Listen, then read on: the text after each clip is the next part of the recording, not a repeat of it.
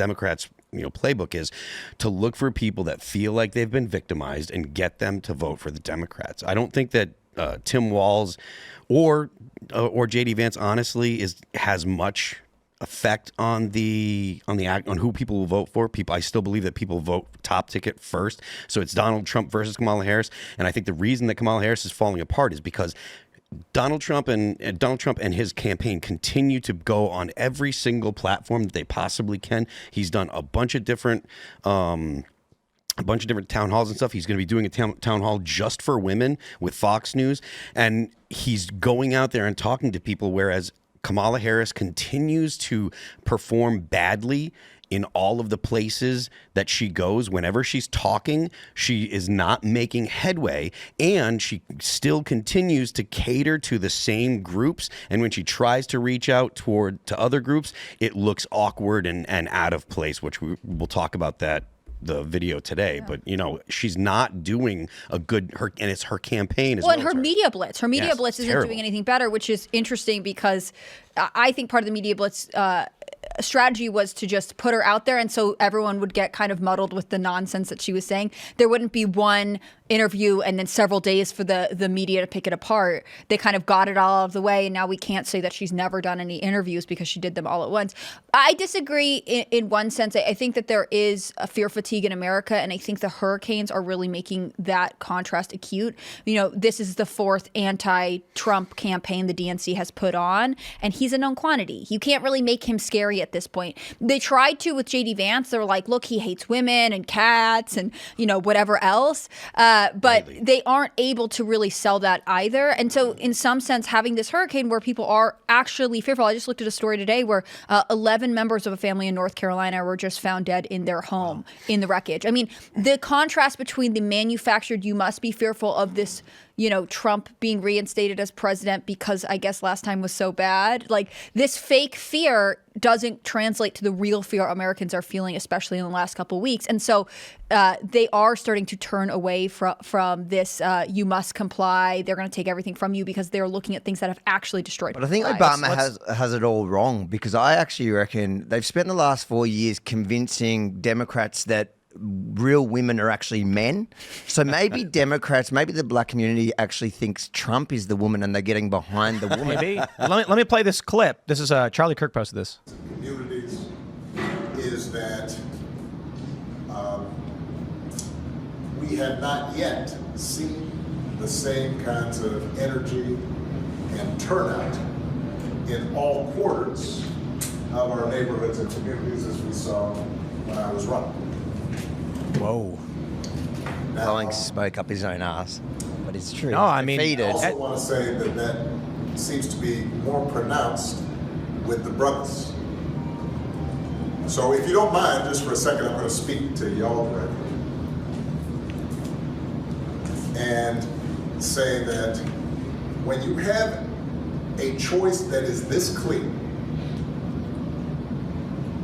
when on the one hand you have somebody who grew up like you, knows you,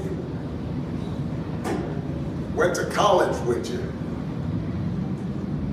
understands the struggles and pain and joy that comes that she caused by locking him up. from those experiences. Right. Who's had to work harder and do more and overcome and achieves the second highest office in the land. I think the most important takeaway is that he said, we are not seeing the turnout that we saw with my run. And a lot of people, the talking point that we've seen, there was an article in the Daily Mail that there were some Democrats, they did a man on the street thing, asked some people on the street, who you voting for? They said Kamala. And they asked him, do you think Kamala can win? And the response was, it's starting to feel like Obama. Joy, right? That's the word they're using. Obama's telling you right now, Obama is only coming out because they need the big guns. A former president, a popular president, to go out and talk to people, to beg them to please go vote, because they know the turnout is down. And it is not like his administration. They don't need Obama if they're winning.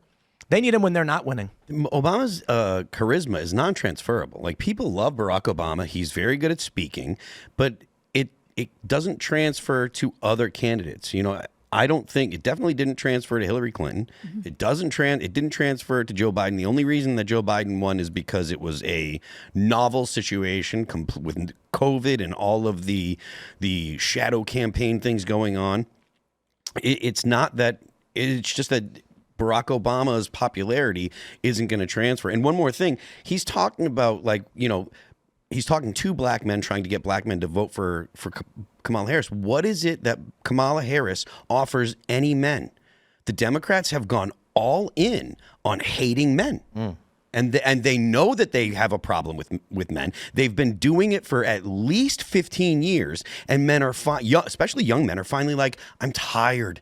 I don't care if you call me names. I'm not voting for people that hate me. And you're not going to be able to convince young men that the Democrats don't hate you when every single time that a woman says anything, you have to say, well, we have to defer to women. We have to defer to women, blah, blah, blah. You're just not going to be able to beat that stigma off with 4 weeks left. She should have been, if they were actually serious about getting rid of this stigma, they should have been working to get rid of it 2 years ago or a year ago. Maybe then it wouldn't be coming back to bite them in the ass. But now they're never going to beat that rap. And it's probably going to take multiple decades, well, at least a decade, before they could convince young men that the Democrats don't hate them. Because first you have to convince women not to hate young men, right? Or at least progressive women. You have to convince left-leaning women to not hate young men. But they have the white men for Harris, don't they? Isn't that a group, white men? Yes, you're right. It is, but it goes beyond white men. It is men in general. He's talking to black men, and they're falling, or they're not falling, but they're flipping for Trump. Hispanic men are flipping for Trump. It's not about. I look, those white men for Trump. I'm not convinced they're men. No, I agree completely. White men for Trump, you're not going to. Sorry, white men for Harris. I completely agree. The thing is, Obama's message is effectively like, if you're not going to support Harris, I think you're a bad black man. Yeah. I don't think that's particularly motivating. No, right? That's not the normal Obama. That's not the charismatic Obama that. No, this is like semi-stern Obama, who's also like, I am better than you. And I think that that's not something, men generally, but maybe black men especially, want to hear from this guy. It's interesting because the numbers bear out that black women are more supportive. And this is true, I think, in not like if it's just men and women generally, regardless of race. But black women tend to be supportive of Harris and black men are not as supportive of Harris. And so the question is like, you're targeting this minority group, black men, and telling them that they are not good enough if they don't comply with what you want. And that doesn't seem like it's a very masculine appeal to me. It doesn't seem like it's, a very empathetic appeal to constantly be saying, like, you don't know what you're talking about and you're just doing this because you're bigoted. Like, this is what men have been told for a long time now, and at a certain point, you're not going to win favoritism with He them. reminds me of like my mum when I was a teenager, like the guilt trip. It was the final. This is the final plea. I've got nothing really feminine left. to me, like emotional manipulation. I'm defeated. We've lost. Come on, guys. You're going to make Dad really unhappy if you don't do that. Like that's how it feels to me.